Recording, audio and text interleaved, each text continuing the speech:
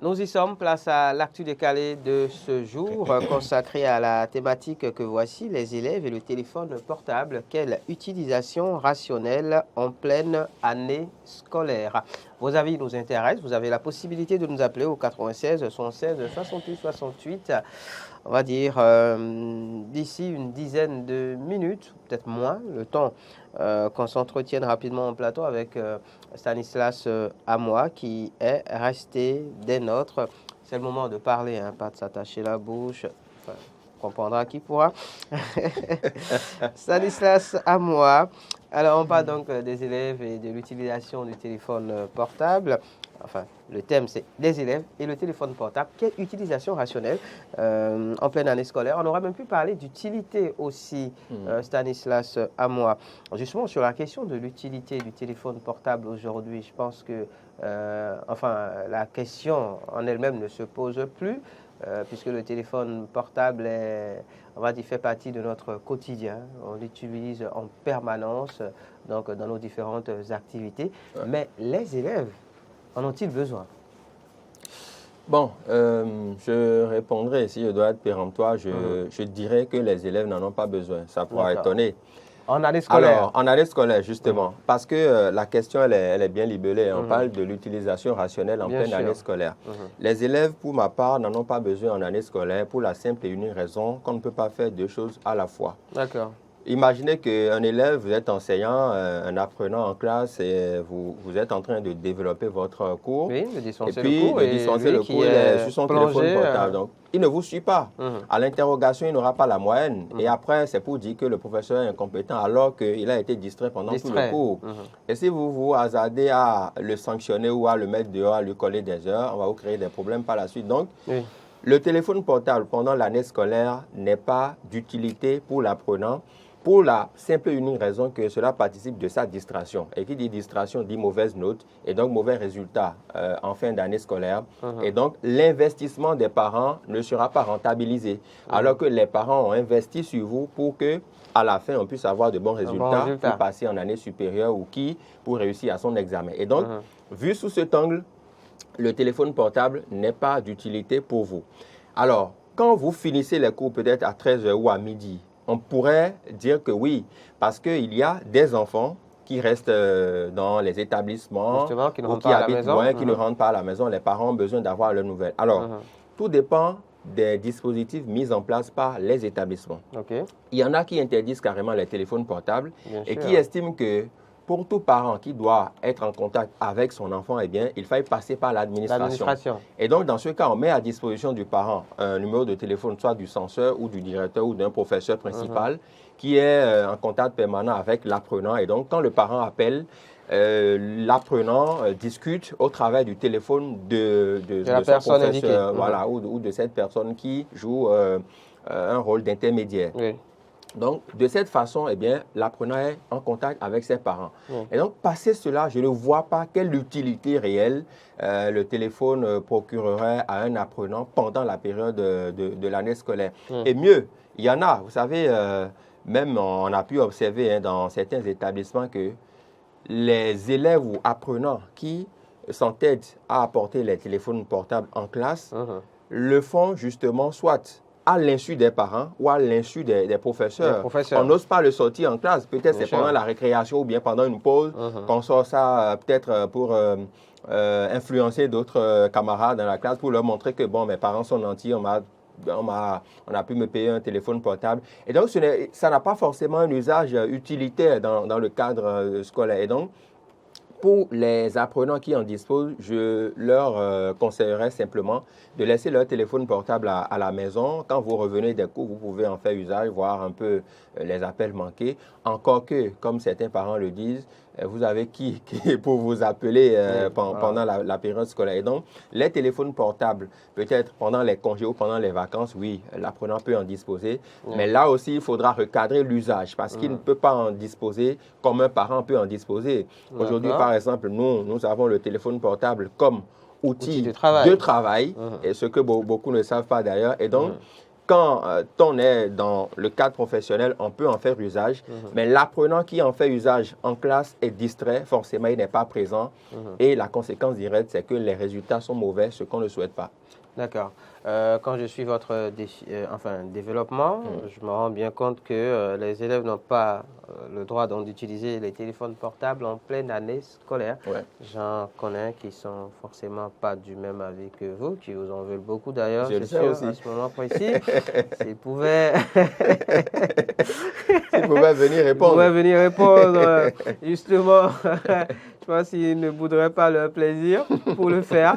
Justement, vous avez la possibilité, chers amis, de nous appeler au 96 76 68 68, 96 76 68 68 pour venir, à compter de cet instant, donc réagir par rapport à cette thématique, les élèves et le téléphone portable, quelle utilisation rationnelle en pleine année scolaire. Vous parliez du téléphone portable comme instrument de travail, justement. Alors, vu sous cet angle, est-ce qu'on ne peut pas se dire, Stanislas Samois, que le téléphone portable peut être aussi quand même utile à l'élève en pleine année scolaire, puisqu'au travers du téléphone portable, il peut par exemple faire des recherches. Des recherches, oui. Je vous vois venir. Sur justement Internet. Du coup, est-ce qu'il n'y a pas matière quand même à y mettre un peu de bémol, à permettre, pourquoi pas, aux apprenants, donc aux élèves, si tant est-il que, ok, pendant que le professeur dispense son cours, on interdit, de lui permettre quand même de l'avoir peut-être pour les moments de détente, les récréations ou dans l'entre-deux, à savoir donc entre midi et 15h pour ceux qui enfin ont une pause entre midi ou 13h et 15h, de pouvoir l'utiliser pour faire justement des recherches.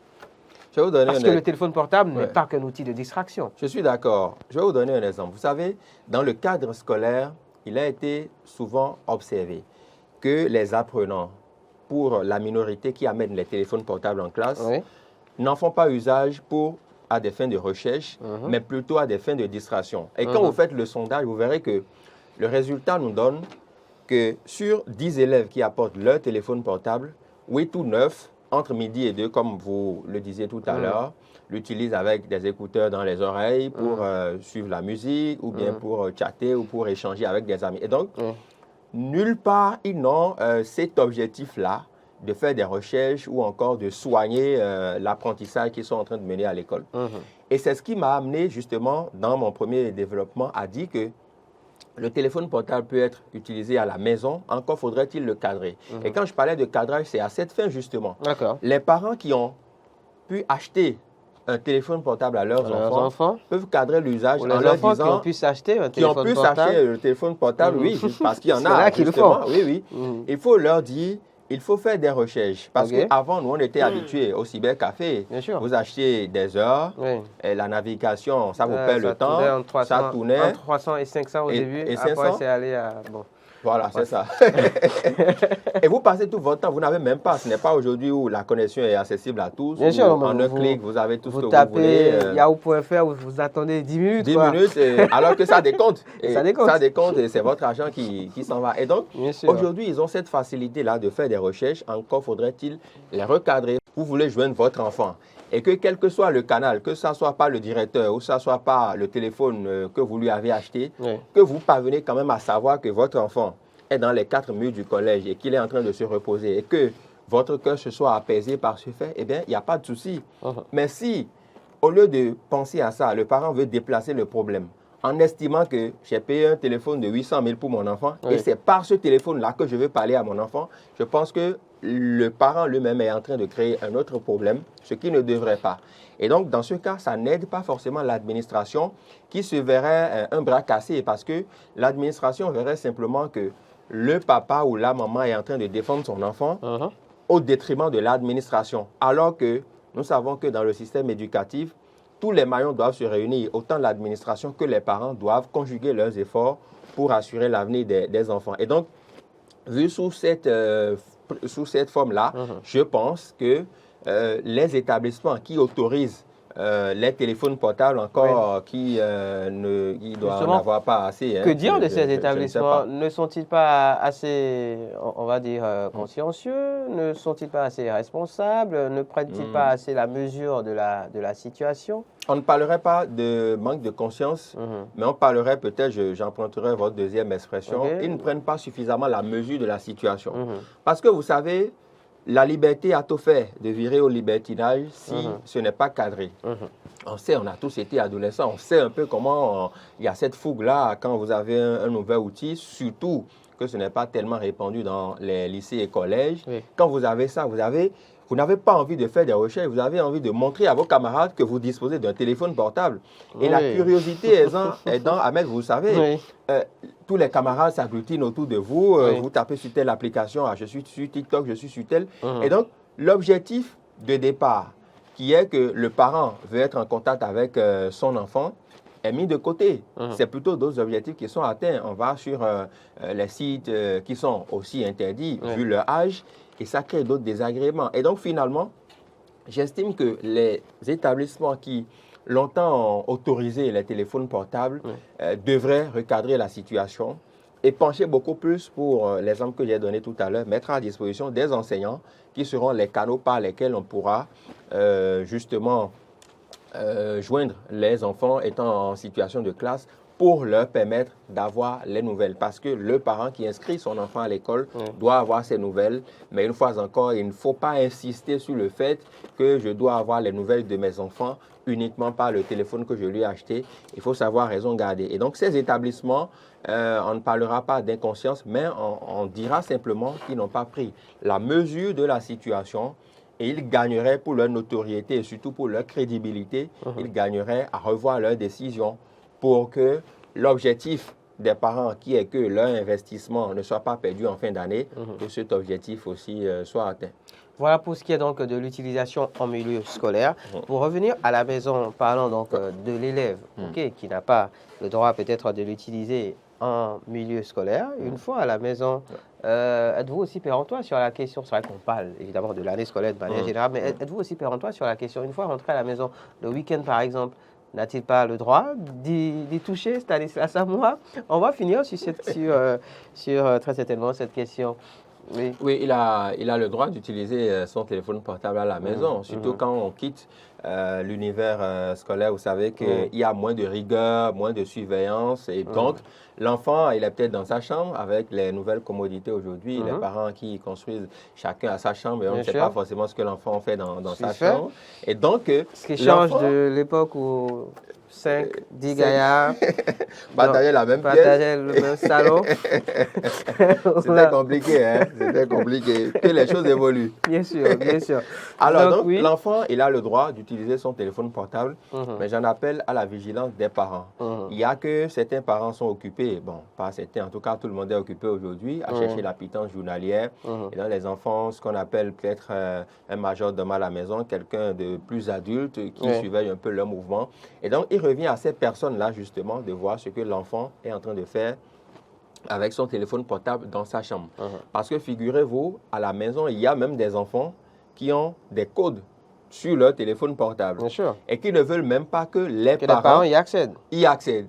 Alors, je trouve que c'est de l'incongruité. Il ne faut pas permettre ça à ces enfants. Vous savez, oui, c'est de l'incongruité. Que dire du respect de la vie privée? Non, vous savez, de chaque individu, de chaque personne. Je vais vous dire quelque chose qui va vous faire sourire. Certains parents estiment que si c'est lui qui a acheté le téléphone portable à l'enfant, l'enfant n'a pas le droit d'y mettre un code. Oui, c'est comme si vous me disiez que parce que vous avez acheté le téléphone, un téléphone portable, par exemple, à votre femme, qu'elle n'a pas le droit d'avoir une vie privée. Non, mais là, c'est différent, justement. Oui, bon, parce que la femme, elle est plus adulte. Oui, on fera le débat. La femme, elle est plus adulte, elle est plus encline à faire une certaine distinction. Mais l'enfant, justement, quand il met un code, quand votre enfant en arrive à mettre un code, c'est que certainement, il veut vous cacher quelque chose. Il sait aussi que à tout moment, vous allez avoir envie de prendre le téléphone portable pour voir ce qui s'y passe. Parce que mettre un code, c'est bloquer l'accès aux parents. Alors que le parent peut contrôler ce que fait à toute personne qui voudrait prendre le téléphone. Alors que le parent peut être astreint à voir un peu l'usage que fait son enfant du téléphone portable. Et donc, si l'usage ne peut pas être cadré et que l'enfant deviendra plus autoritaire que le parent lui-même qui a acheté le téléphone portable, il vaut mieux l'en dessaisir et lui remettre ça pendant les vacances. Là, on sait que, bon, tu es en vacances, fais ce que tu veux, mais en même temps, il faut faire beaucoup attention. Donc, À la maison, oui, mais il faudrait que les parents surtout aient surtout un droit de regard là-dessus. Ça va mieux les aider aussi. On n'en dira pas plus par rapport à cette thématique, à savoir donc les élèves et le téléphone portable, quelle utilisation rationnelle en pleine année scolaire. Les uns et les autres ont dû se faire donc une idée sur la question. Merci à vous, Stanislas Samoa, pour vos avis. C'est moi. Très péremptoires sur la question. J'ai donné mes raisons aussi, hein? Oui, bon, oui, voilà. oui. Mais bon, vous le savez, vous avez dû vous faire beaucoup d'ennemis ce matin. Oui, tout à fait. Et on en prendra la mesure dans les prochains jours. C'était l'actu décalé du jour. C'était Matin de sur DNTV. Merci à chacun et à tous de l'avoir suivi. Rendez-vous demain en plateau. Maury Agua sera à la présentation. On se retrouvera, vous et moi, le jeudi, si tout va bien.